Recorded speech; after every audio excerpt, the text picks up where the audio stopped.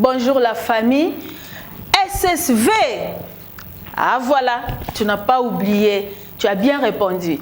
Maintenant, tu vas répéter avec moi. SSV. École avec vision. École avec mission. École en pleine action. Mon école que j'aime. Hipipi, hurrah, hurrah, hurrah. Nous sommes une nouvelle génération, une race élue, un sacerdoce royal, une nation sainte, un peuple acquis, afin que nous annoncions les vertus de celui qui nous a appelés de ténèbres à son admirable lumière. Tu applaudis très fort pour le Seigneur qui nous a libérés de ténèbres à son admirable lumière. Nous allons maintenant partager notre leçon de l'éducation chrétienne comme nous le faisons chaque fois à la rentrée quand nous sommes à l'école. Je suis Mamie Adèle, votre enseignante ou l'enseignante des SSV. Suivons maintenant cette leçon. Nous allons parler aujourd'hui de la mission. C'est ça notre leçon du mois de mai. C'est la mission. Mais vous vous souvenez, après la mission, il y a eu la Pâque. Nous avons parlé de la Pâque. Et nous avons tous célébré la Pâque. Exceptionnellement, pour cette année 2020, nous l'avons fêté de la manière où le Seigneur lui-même l'a décidé. Il a voulu que ce soit chacun dans sa famille en confinement. Ce n'est pas grave. Et là, je vais vous rappeler que la Pâque, pour les enfants d'Israël, ils n'ont pas cette croix. Cette croix, c'est pour nous d'aujourd'hui. La Pâque pour les enfants d'Israël, c'est passer de la servitude à la liberté. Et pour nous qui croyons en Jésus-Christ aujourd'hui, là je vois cette croix. Tu es là mon ami? Est-ce que tu me suis très bien? Je vois la croix. Cette croix qui symbolise l'œuvre que le Seigneur Jésus a accomplie pour te sauver, pour me sauver. La Pâque aussi montre l'accomplissement de la mission de Jésus. Est-ce que tu peux répéter à ton ami, tu peux dire à ton frère qui est à côté ou ta sœur, la Pâque, c'est l'accomplissement de la mission de Jésus-Christ. Et cette mission a une suite que nous allons découvrir tout à l'heure. Là, je prends la Bible dans Jean chapitre 3, le verset 16. Tu vas prendre aussi ta Bible, tu vas lire avec moi.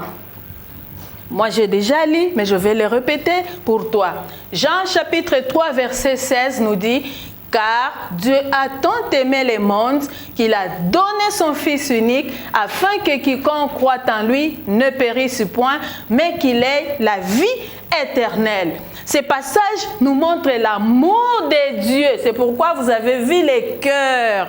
Ces passages nous montrent l'amour de Dieu. Dieu a aimé. Et parce qu'il a aimé, il a donné. Il n'a pas donné quoi que ce soit, mais il a donné son Fils unique pour le salut de quiconque croit.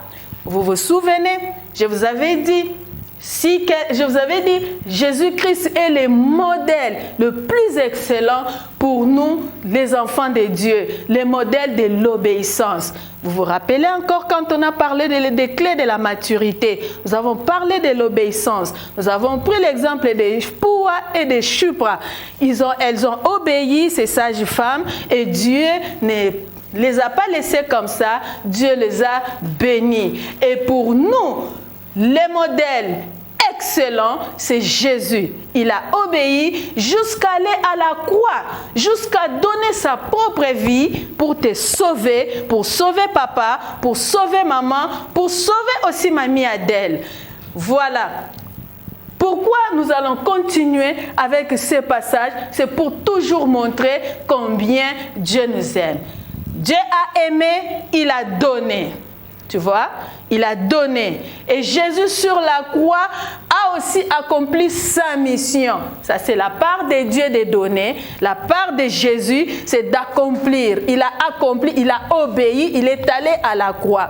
Et parce que Jésus est allé à la croix, il n'a pas croisé les bras comme nous le voyons le jour de la résurrection. La Bible nous dit qu'il est parti. Il n'est pas parti rester bras croisés auprès de Dieu, mais il est venu, il est allé. Voilà, regarde comment ça, c'est la démarche de Jésus. Il arrive, il trouve ses disciples et puis il donne la mission. Il donne cet ordre, nous allons lire dans Marc chapitre 16, le verset 15.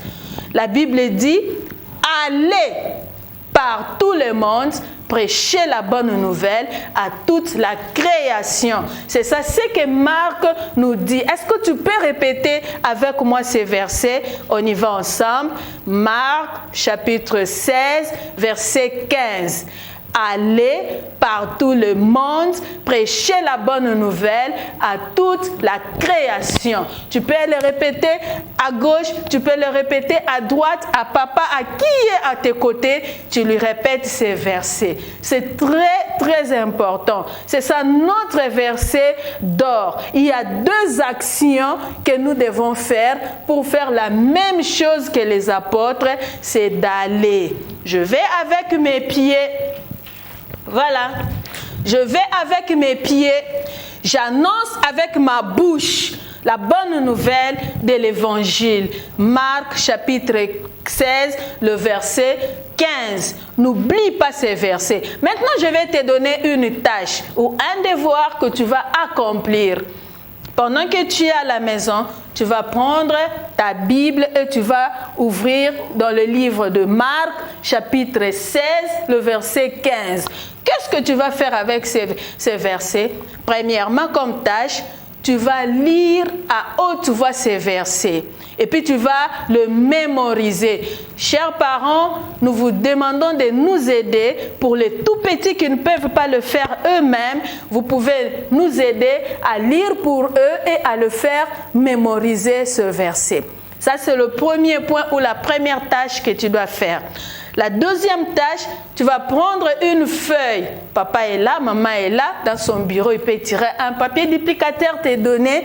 Tu vas reproduire 3 fois ce verset. Tu écris une fois, tu écris une deuxième fois, tu écris une troisième fois. Tu peux mettre de côté pour des exercices d'orthographe. Tu réécris sans lire. C'est pour ton bien. Troisième tâche, tu vas annoncer la bonne nouvelle à 2, 3 ou 4 personnes parce que tu as les mandats que le disciple. Là, nous allons maintenant inviter Mister Israël qui va s'avancer pour clôturer avec nous ces moments par la prière et la suite. Shalom les amis. J'espère que vous allez très bien. Alors, je ne vais pas prendre beaucoup de temps. Je dis déjà grand merci à Mamie Adèle qui a pratiquement tout dit. Alors, un petit résumé avant de clôturer par la prière. Ici, il y a 2 croquis qui m'intéressent personnellement. C'est ce premier croquis et ce deuxième croquis. Ici, je vois le cœur et après, je vois la croix. Et pourquoi le cœur? Pourquoi la croix? En résumé, le cœur image ce que Dieu a éprouvé pour nous, ce que Dieu a fait pour nous, Dieu le Père, le Créateur, parce qu'il nous a aimés, qu'il a donné son Fils unique, Jean 3, 16. Car Dieu a tant aimé le monde qu'il a donné justement son Fils. Mais pourquoi son Fils est venu? Est-ce pour nous bercer? Non, Christ est venu avec une mission et cette mission devait être accomplie à la croix. Cette mission était de nous sortir de la mort, du péché, vers une vie plus meilleure. Et cette mission, Christ, après l'avoir réussi, il ne s'est pas directement reposé. Le Seigneur est vite revenu vers ses disciples. Marc, chapitre 16, le verset 15, a donné de fortes recommandations. Toi et moi, nous sommes à l'image des disciples.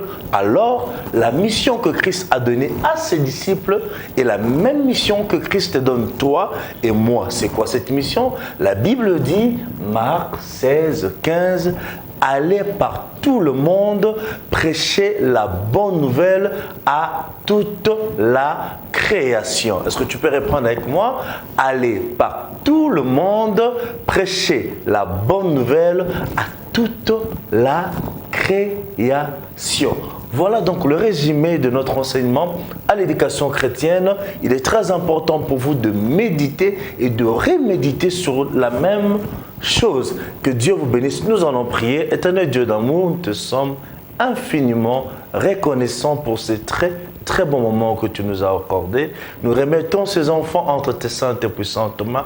Aide-nous à comprendre le sens de la mission, mais aussi à nous donner enfin. Que Seigneur Dieu, que cette mission devienne effective. Avec action de grâce, j'ai ainsi prié. Amen. Au revoir.